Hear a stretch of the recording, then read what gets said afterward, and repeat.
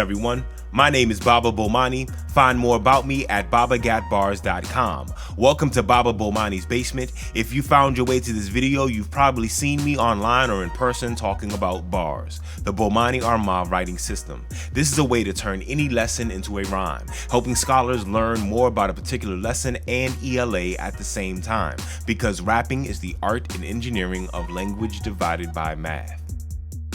With the help of a generous grant from young audiences of New Jersey and Eastern Pennsylvania, and amazing footage from Words Beats in Life and their Words Beats in Life Festival 2019 at the Kennedy Center for the Performing Arts, I was able to put together this supplemental video for my workshops, assemblies, and professional development. These videos are designed to be an example of the BARS process in action, and to help establish cultural and historical context for the art form we use in class and pervade our society. To give you some background on this project, I realized that while I was using hip-hop as the starting point for all the lessons I was teaching, most of my students were unaware of the history of hip-hop as a culture, especially its creation story. I decided to make a song about the 4 elements of hip-hop since I use all 4 of them in my writing process.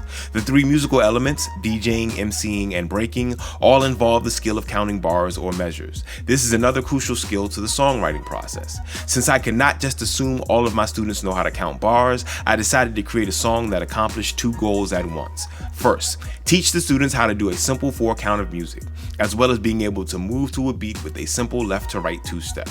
Second, I wanted to sample James Brown, because that is the most hip-hop thing one could possibly do, but I can't afford to sample The Godfather. I decided to write and produce a song about counting bars that followed the tried and true funk format that inspired hip-hop. This song became Count to 4, and will be sampled 4 different ways to create these supplemental videos about DJing, MCing, breaking, and graffiti. First, I will read the essay I wrote that was the source text I used to create the songs. This is a basic school formatted essay with a main idea and supporting details. You will then see music videos with rhymes based on this essay, and excellent examples of all these elements in action. This is Baba Bomani. BabaGotB.A.R.S.com. DJ is an abbreviation of the title disc jockey, describing those who play vinyl records for an audience. In the early 1970s, a teenager who would become known as DJ Kool Herc moved from the Caribbean island country of Jamaica to the South Bronx of New York City. If you're familiar at all with Jamaica, you know it's a beautiful country known for sunny days, beautiful beaches, and lively outdoor music parties called sound systems. The South Bronx at the time was known as one of the most economically depressed areas in the country. Kool Herc wanted to bring the sound system of Jamaica to his new home, 1522 Cedric Ave in the South Bronx. He took huge speakers and a record player, hacked into the street lights for the electricity, and played records for basement jams and block parties. These parties were the beginning of the culture we now call hip-hop. Speed it up a little now. A master of ceremony is the person on the microphone at an event maintaining the flow of the festivities. You find them mostly at formal celebrations like weddings and graduations. In hip-hop, however, MC also means move the crowd and microphone controller. To understand the role of the early MC, you have to understand how vinyl record players work. Unlike iPods or CD players from the generation before, vinyl records do not automatically start over or go to the next album once one record is finished. That's not a problem until you're throwing a party hoping to seamlessly transition from one song to the next and avoid the party halting silence of songs stopping altogether.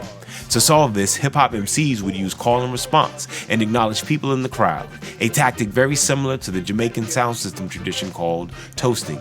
The MC would keep the crowd engaged throughout the set series of songs played by the DJ. DJs in turn would keep the MCs who best moved the crowd, especially those skilled at using short rhymes to promote the DJ. This element of hip-hop has grown to be its most recognizable. One of the early pioneers of DJ and MC combinations to gain international fame was Grandmaster Flash and the Furious 5.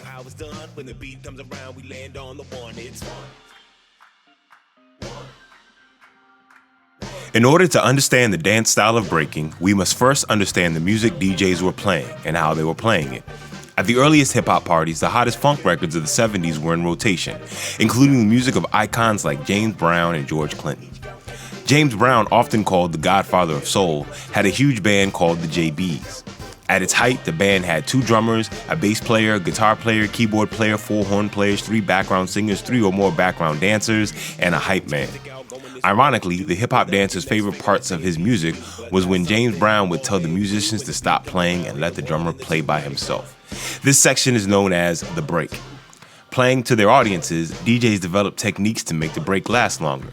They would get duplicate copies of the same record and put one record on each of two turntables, i.e. record players.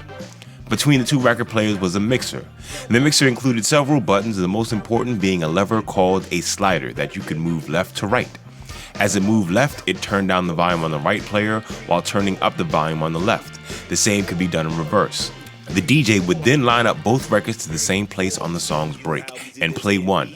For our purposes, we'll say the one on the right, while holding the record on the left in place with the other hand. After letting the record on the right play, the DJ waited until that record reached the end of the break, then released his hand with perfect timing to play the same break on the left turntable, while switching the mixer from right to left. The DJ continued to do this for as long as they wanted the break to last. People danced their best James Brown-inspired moves over these breaks in a style of dancing they began to call breaking. Breaking is a combination of standing and ground dance moves developed in the earliest hip-hop parties. Some of the most recognizable elements of breaking are the b-boy and b-girl stance, break boy or break girl, the freeze, and footwork. Since the dawn of human existence, we've been writing on the walls without permission, making graffiti even older than hip-hop. Still, graffiti has a special connection to hip-hop, as the same young people involved in DJing, MCing, and breaking were also using aerosol spray cans to create art all over the South Bronx. Kids at the time did not have regular opportunities to express themselves creatively, but what they did do was fabricate their own special spray can tops to control the look of painted lines, using that to paint their names big and bold on the side of subway trains. These graph writers would put their tags and burners on the train in one part of town. That train would travel across the city, impressing or enraging other kids throughout the city who would paint their own graffiti in response. This went back and forth until by the 1990s, almost all the trains in New York City were covered in graffiti.